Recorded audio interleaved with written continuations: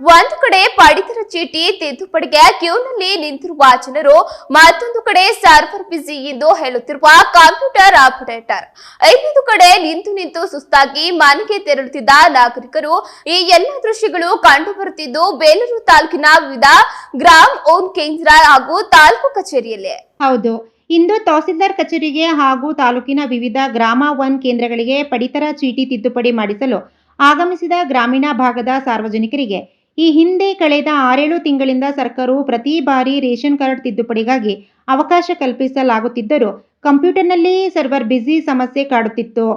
ಅದೇ ರೀತಿ ಈ ದಿನದ ಸರ್ವರ್ ಸಮಸ್ಯೆಯಿಂದಾಗಿ ಗ್ರಾಮಾಂತರ ಭಾಗದ ಜನರು ತಮ್ಮ ಕೆಲಸ ಕಾರ್ಯಗಳನ್ನು ಬಿಟ್ಟು ತಾಲೂಕು ಕಚೇರಿಗೆ ಬಂದರೂ ತಿದ್ದುಪಡಿ ಕಾರ್ಯ ಪೂರ್ಣವಾಗದೆ ನಿರಾಸೆಯಿಂದ ವಾಪಸ್ಸಾಗುವಂತಾಗಿದೆ. ಈ ವೇಳೆ ಗ್ರಾಹಕರಾದ ಸದಾಶಿವ ಮಾತನಾಡಿ, ನಾನು ಕಳೆದ ವರ್ಷದಿಂದ ಪ್ರತಿ ಬಾರಿ ಸರ್ಕಾರವು ತಿದ್ದುಪಡಿಗಾಗಿ ಅವಕಾಶ ಕಲ್ಪಿಸಿದ ಸಂದರ್ಭದಲ್ಲಿ ಹತ್ತಿರದ ಸೇವಾ ಕೇಂದ್ರಕ್ಕೆ ಹಾಗೂ ತಾಲೂಕು ಕೇಂದ್ರಕ್ಕೆ ಭೇಟಿ ನೀಡಿ ಗಂಟೆಗಟ್ಟಲೆ ಕಾದು ಸರ್ವರ್ ದೋಷದಿಂದ ನನ್ನ ಮಗುವನ್ನು ರೇಷನ್ ಕಾರ್ಡ್ಗೆ ಸೇರಿಸಲು ಸಾಧ್ಯವಾಗುತ್ತಿಲ್ಲ.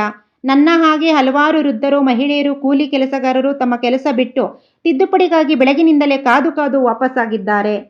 ಆದ್ದರಿಂದ ತಿದ್ದುಪಡಿಗಾಗಿ ಸರ್ಕಾರವು ಮುಂಬರುವ ದಿನದಲ್ಲಿ 3-4 ಗಂಟೆ ಸಮಯಾವಕಾಶ ನೀಡುವ ಬದಲು ವಾರಗಟ್ಟಲೆ ಅವಕಾಶ ಕಲ್ಪಿಸಿದರೆ ನನ್ನಂತೆ ಎಲ್ಲರಿಗೂ ಅನುಕೂಲವಾಗುತ್ತೆ ಎಂದರು. ದಿನ ಬಂದು ವಾಪಸ್ ಆಗೋದಾಗಿದೆ. ದಿನ ಮಧ್ಯಾಹ್ನ ಬರೋದು, ಸಾಯಂಕಾಲ ಹೋಗೋದು, ದಿನ ಬಂದು ಕಾಯ್ದು ಸಾಕಾಗಿ ಹೋಗೋದಾಗಿದೆ. ಇದೇ ಥರ 5-6 ತಿಂಗಳಿಂದ ಆಗ್ತಾನೆ ಇದೆ. ಈ ಥರ ನೀವೇನಾದ್ರು ಮಾಡಿ ಇದಕ್ಕೊಂದು ವ್ಯವಸ್ಥೆ ಮಾಡಿಕೊಡ್ಬೇಕು. ದಿನದಲ್ಲಿ ಬರೀ 1 ಗಂಟೆ 2 ಗಂಟೆ ಕೊಡ್ತೀರಾ. ದಿನ ಬಂದು ಕ್ಯೂನಿಂದ ಹೋಗೋದು ವಾಪಸ್ ಆಗೋದಾಗಿದೆ. ನೀವು ವಾರದಲ್ಲಿ ದಿನ ಕೊಡಬೇಕು, ತಿಂಗಳಗಟ್ಟಲೆ ಕೊಡಬೇಕು. ಇದನ್ನು ಪರಿಹಾರಕ್ಕೆ ಇದಕ್ಕೋಸ್ಕರ ಅವಕಾಶ ಮಾಡಿಕೊಡ್ಬೇಕು ನೀವು.